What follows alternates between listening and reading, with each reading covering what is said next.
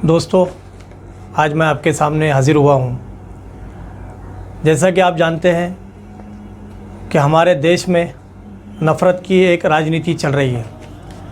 उस नफ़रत की राजनीति में हमारा स्टेट महाराष्ट्र भी जो तो लपेट में आ चुका है।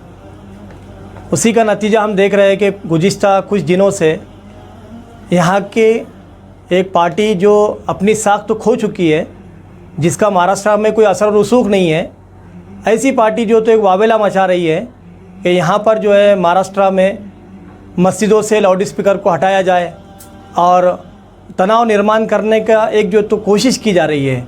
ये हम जानते हैं ये कौन लोग कर रहे हैं। ये वो लोग हैं जो महाराष्ट्र में अमन नहीं चाहते, सुकून नहीं चाहते, शांति नहीं चाहते। ऐसे लोग महाराष्ट्र की सियासत में आकर महाराष्ट्र के लोगों को बेवकूफ़ बना रहे हैं और वो लोग इस बात को नहीं जानते हैं कि महाराष्ट्र की आवाम तुम्हारी नफ़रत की राजनीति में आने वाली नहीं है। ये महाराष्ट्र है जहाँ पर जो है दोनों समाज के लोग प्यार और मोहब्बत से रहते हैं। ऐसे महाराष्ट्र में आज जो तेड़ निर्माण सेना, जिसके बारे में मैं बार बार कहूँगा, ये तेड़ निर्माण सेना जो है ये हमेशा यहाँ पर तेड़ निर्माण करने का काम कर रही है और इसके जो माननीय अध्यक्ष है ये मुसलमानों को धमकियाँ दे रहे हैं। क्या इस तरह की धमकी देना और मस्जिदों से लाउड स्पीकर हटाने की बात करना, ये किस कानून ने, किस संविधान ने उनको अधिकार दिया है?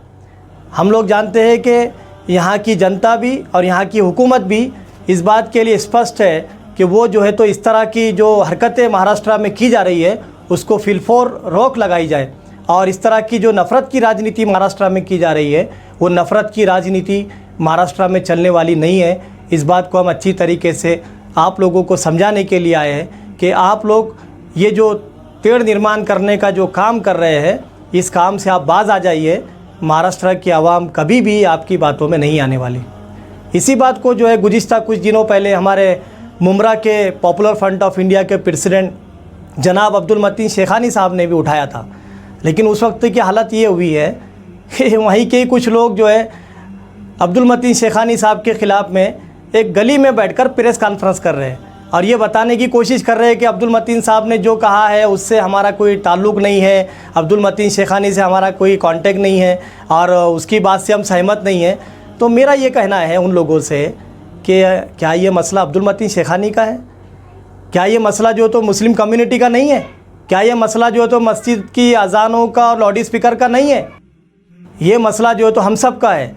ये अब्दुल मतीन शेखानी ने अपनी ज़ात के लिए मसला नहीं उठाया, ये मुस्लिम कम्युनिटी का मसला है, ये हमारे संविधान का मसला है, ये हमारे मज़हब पर चलने का मसला है। इसलिए मेरे भाइयों, आप जो है इस तरह की कोई भी बातों में ना आते हुए ये जो हमारा संविधानिक राइट्स है कि इस मुल्क में, इस देश में मुसलमानों को अपने मज़हब पर चलने की पूरी आज़ादी जो दी गई है उस आज़ादी को छीनने की आज जो कोशिश कर रहे हैं, ऐसे लोगों के ख़िलाफ़ हम सबको खड़े होना पड़ेगा। और ये जो धमकियाँ जो तो तेड़ निर्माण सेना के जो अध्यक्ष है राज ठाकरे साहब, ये जो धमकियाँ दे रहे हैं, आप धमकियाँ देना बंद कीजिए और महाराष्ट्र की आवाम जो है आपकी नफ़रत की राजनीति में आने वाले नहीं है। और आप कितना भी उठने की कोशिश करें, सब लोग जानते हैं कि आपके पीछे कौन डुगडुगी बजा रहा है और कौन जो है तो आपको यहाँ पर जो है तो सियासत में दोबारा लाने की कोशिश कर रहा है। सबको पता है कि आपकी सियासत महाराष्ट्र में चलने वाली नहीं है। ये महाराष्ट्र की जनता ये जानती है कि यहाँ पर किस तरीके से यहाँ के लोग जो है अमन और शांति के साथ रह रहे हैं, ये सब लोग देख रहे हैं। इसलिए मैं राज ठाकरे साहब से भी कहूँगा कि आप जो है मुसलमानों के मजहबी मामलात में मुदाखलत करना बंद करें और लाउड स्पीकर का जो मुद्दा है, सुप्रीम कोर्ट की जो गाइडलाइंस है उसके मुताबिक काम चल रहा है, तो आप उसमें मुदाखलत ना करें।